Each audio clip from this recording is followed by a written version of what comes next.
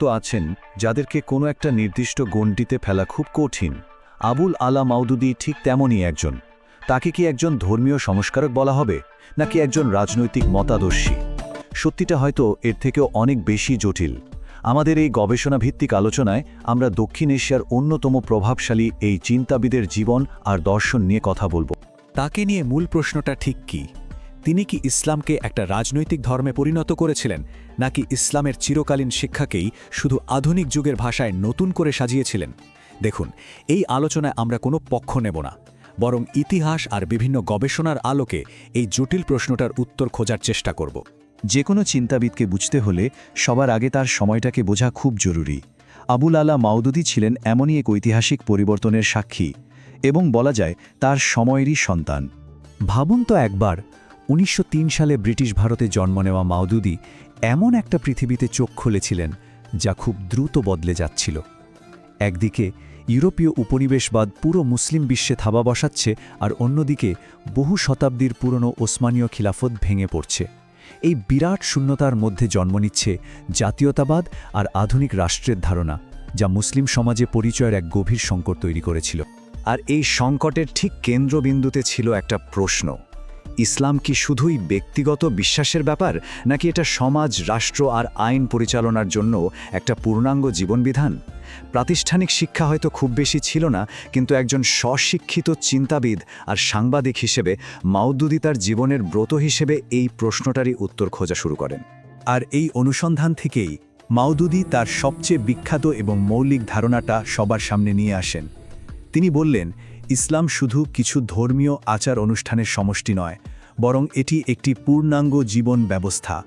তার মূল কথাটা ছিল, ইসলামের গাইডলাইন ব্যক্তিগত জীবন থেকে শুরু করে রাষ্ট্র পরিচালনা পর্যন্ত সব ক্ষেত্রেই প্রযোজ্য।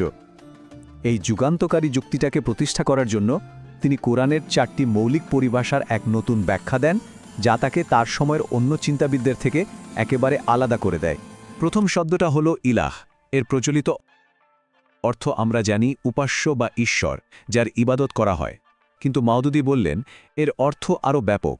ইলাহ শুধু উপাস্য নন, তিনি হলেন চূড়ান্ত সার্বভৌম ক্ষমতার অধিকারী। এর মাধ্যমে তিনি এই ধারণাটাকে ব্যক্তিগত উপাসনা থেকে বের করে রাজনৈতিক আর আইনগত কর্তৃত্বে নিয়ে আসলেন।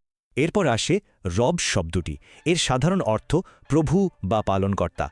মাওদুদী এর ব্যাখ্যায় বললেন, রব হলেন একমাত্র আইনদাতা। এর মানে দাঁড়ায়, আইন তৈরি করার চূড়ান্ত অধিকার কোনো মানুষের বা কোনো প্রতিষ্ঠানের নয়, এটা কেবলই স্রষ্টার। তৃতীয়ত, ইবাদাহ। এর প্রচলিত অর্থ হল উপাসনা, যেমনটা আমরা নামাজ বা রোজার ক্ষেত্রে বুঝি। কিন্তু মাওদুদীর ব্যাখ্যায় এটা শুধু ধর্মীয় আচারের মধ্যে সীমাবদ্ধ থাকল না, বরং সামাজিক, রাজনৈতিক কাজসহ জীবনের সব ক্ষেত্রে স্রষ্টার প্রতি আনুগত্যের একটা পূর্ণাঙ্গ জীবনকেই ইবাদাহ বলা হলো। এবং সবশেষে দিন, যার সাধারণ অর্থ ধর্ম। তিনি এর ব্যাখ্যা দিলেন, এটা কেবল ধর্ম নয়, বরং জীবন ও শাসনের একটা পূর্ণাঙ্গ ব্যবস্থা বা সিস্টেম। এই 4টি পরিভাষার নতুন ব্যাখ্যাকে যদি একসাথে মেলানো যায়, তাহলে ইসলামকে একটি রাজনৈতিক ও সামাজিক ব্যবস্থা হিসেবে দেখার বুদ্ধিবৃত্তিক ভিত্তিটা তৈরি হয়ে যায়। কিন্তু মাওদুদীর চিন্তাধারা তো শুধু বইয়ের পাতায় আটকে থাকেনি। এই তত্ত্বকে বাস্তবে রূপ দিতে তিনি ১৯৪১ সালে প্রতিষ্ঠা করেন জামায়াতে ইসলামী, এমন একটি সংগঠন যার লক্ষ্য ছিল তার ধারণাগুলোকে সমাজে প্রতিষ্ঠা করা। স্বাভাবিকভাবেই তার এই চিন্তাধারা একদিকে যেমন প্রশংসা পেয়েছে, তেমনি অন্যদিকে কঠোর সমালোচনারও জন্ম দিয়েছে। সমর্থকরা বলেন, তিনি রাজনীতিতে নৈতিকতার প্রশ্ন তুলে ধরে মুসলিমদের পরিচয়ের একটা নতুন ভাষা দিয়েছেন। আর সমালোচকদের মতে তার ধারণা ধর্মকে রাজনৈতিক ক্ষমতার হাতিয়ারে পরিণত করার ঝুঁকি তৈরি করে। তার দেওয়া থিও ডেমোক্রেসি বা ঐশিক গণতন্ত্রের ধারণা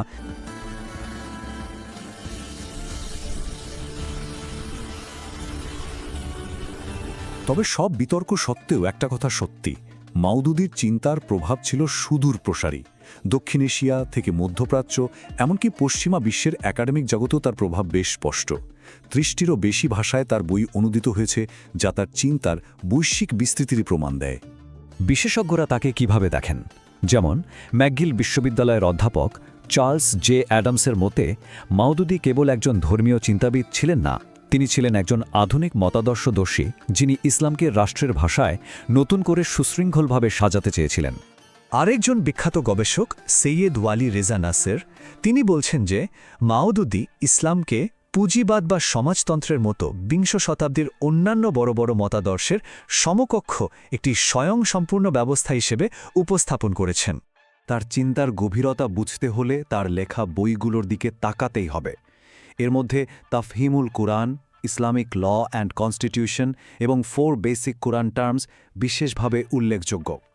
এই বইগুলোই তার চিন্তার মূল ভিত্তি তৈরি করেছে। তো সব আলোচনার শেষে আমরা আবার সেই শুরুর প্রশ্নেই ফিরে আসি।